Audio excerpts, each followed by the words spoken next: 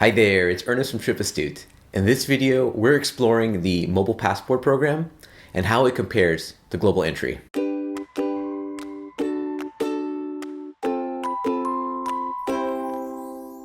We recently did a video on Global Entry and how to maximize the benefits.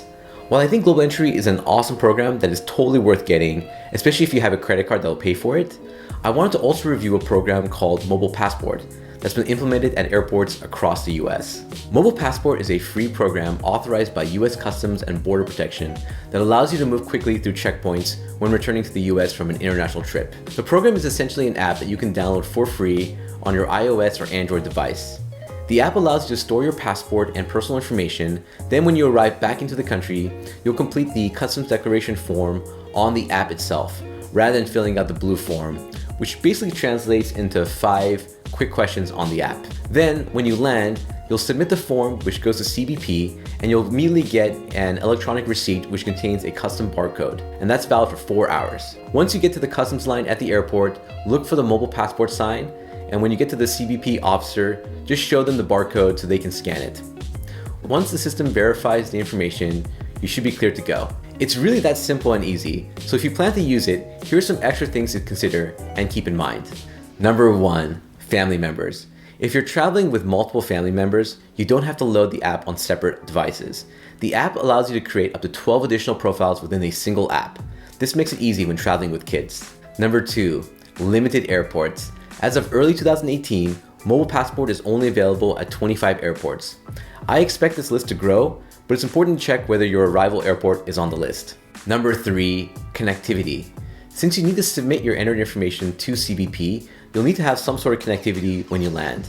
This shouldn't be a problem for most folks, as most people have a data plan these days, but I know that sometimes my reception can be a bit slow and unreliable when I arrive at a crowded airport. I would suggest turning on your phone as soon as you land so you can submit it while your plane is taxiing to the gate. I would also avoid trying to submit it when you're in the customs area, as you might have limited service and connectivity in those areas. Number 4, eligibility.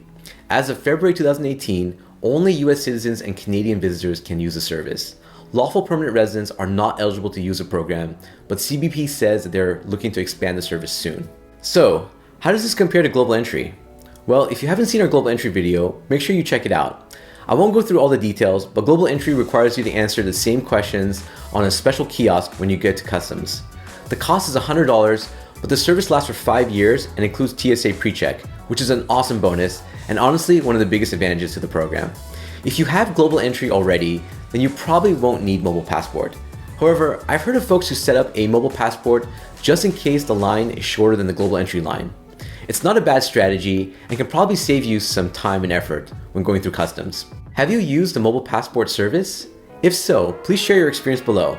And if you have any questions, let us know. If you enjoyed this video or found it useful, please hit the like button and consider subscribing. Also, visit our website and sign up for our newsletter for travel articles, updates, and information on giveaways.